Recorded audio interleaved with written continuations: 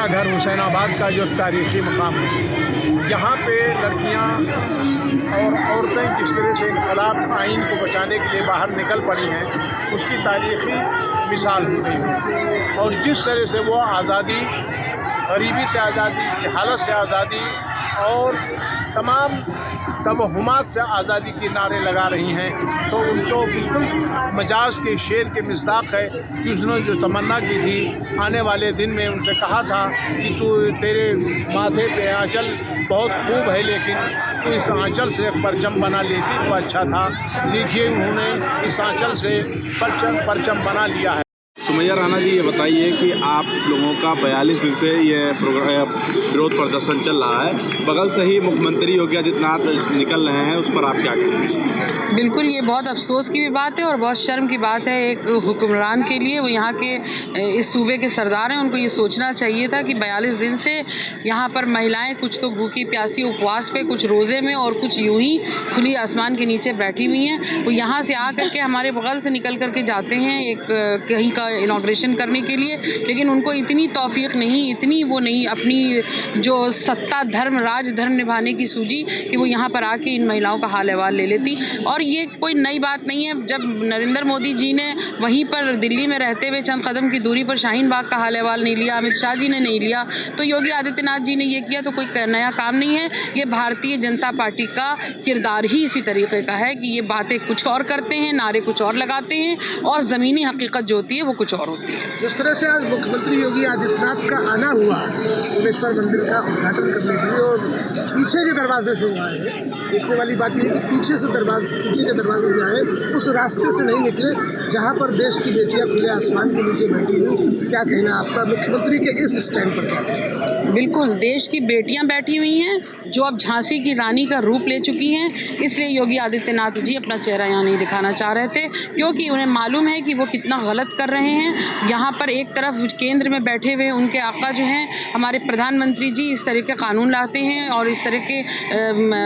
قانون ایسا لاتے ہیں جو سمویدھان کا بھی النگھن ہے اور دیش کے لوگوں کی بھاوناؤں کے ساتھ بھی کھلواڑ ہے، اور انہی کے پارٹی کے ہیں یوگی آدتیہ ناتھ جی۔ وہ ان کا روپ یہ ہے کہ یہاں پر بیٹھی ہوئی مہیلاؤں کا ان کو درد نہیں دکھتا، پیچھے سے راستے آنے کے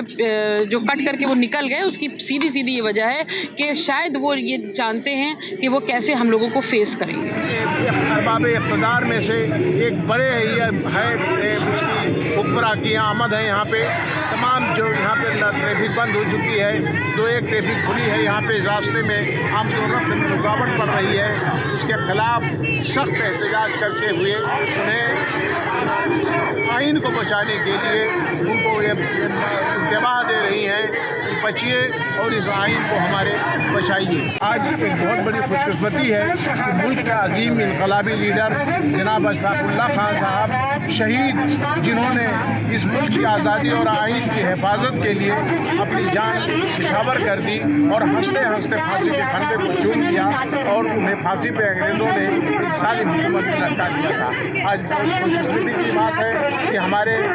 بیچ میں ہمارے یہاں موجود ہیں ان کے پرپوتے جناب اشفاق اللہ خان۔ یہ بھی اشفاق ہے۔ میں اشفاق صاحب آج اس جلسے میں خواتین کو مخاطب کر رہے تھے، انہوں نے شاہین باغ بھی دیکھا ہے، عورتوں کی بڑی تحریکیں دیکھی ہیں۔ ہم پوچھنا چاہیں گے اشفاق صاحب، کیا آپ کو اندازہ ہے کہ عورتیں کس طرح سے باہر نکلی ہیں، اور مجاز نے جو بہت پہلے کہا تھا کہ عورتوں کے لیے کاش اس آنچل کو ایک پرچم بنا لیتی تو اچھا تھا، کیا آپ کو محسوس ہو رہا ہے کہ ہماری خواتین اپنے آنچل کو پرچم بنانے میں کامیاب ہوئی ہیں؟ اور جس قومی یکجہتی کی بات آپ کر رہے تھے، کیا امید آپ کو اس سے ہے کہ یہ کسی دن قومی یکجہتی کی آواز یہی خواتین ہندوستان میں انقلاب بن کر ابھریں گی؟ اپنے آئین کو بچانے کے لیے جو کام کر رہی ہیں اس میں ان کا کوئی ثانی نہیں ہے۔ پورے حکومت میں آج اس بات کا وہ ہے کہ مسلمان عورتیں ہوں، چاہے ہمارے ساتھ غیر مسلم ہماری بہنیں ہوں، سب ایک ساتھ نکل کر یہ لڑائی لڑ رہی ہیں۔ افسوس ہوتا ہے کہ حکومت نے ابھی کچھ دن پہلے ہی خواتین کی بڑی فکر تھی 3 طلاق کے معاملے میں، और बड़ी हमदर्दी जता रहे थे, लेकिन 3 तलाक के मामले में बड़ी हमदर्दी थी और हिंदुस्तान की ख़वातीन आज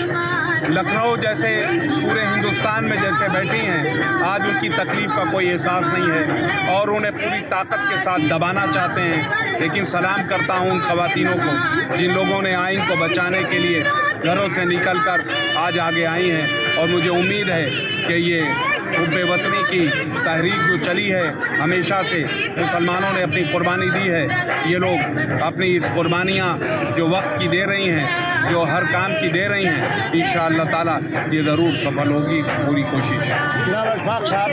आप इंतहाई बड़े इनकलाबी घराने से आपका ताल्लुक़ है और आपने मुल्क के कई और हिस्सों में जो ख़वातीन की तहरीकें चल रही हैं आइन बचाने के लिए, आपने क्या महसूस किया? हमें कई जगह जाने का मुझे हाज़िरी का मौका मिला, जहां ख़वातीन चाहे वो शाहीन बाग हो, जामा मस्जिद हो या जामिया हो, इलाहाबाद हो, और आज यहाँ पहुँचे हैं। पूरी तरीके से जो तहरीक चला रही हैं उसमें बहुत जज्बे के साथ और पूरे दिल के साथ ये जो जायज़ मांग है, जो हमारा आइन है, वही हिंदुस्तान का खूबसूरत आइन को आज बिगाड़ने की कोशिश की जा रही है। और उसमें इन ख़वातीनों का जहाँ भी मैंने देखा है बहुत जज्बे के साथ वो लड़ाई लड़ रही हैं और लोग इसके साथ आते जा रहे हैं, और इंशाअल्लाह ताला ये आइन में बदलाव की पूरी हम लोग कोशिश करेंगे कि वो ना कर पाएँ, और उसको जैसे यकजहती और एकता के साथ चल रहे हैं, वो नफ़रतों के बाजार जो गर्म कर रहे हैं उनका मुंह तोड़ जवाब देंगे।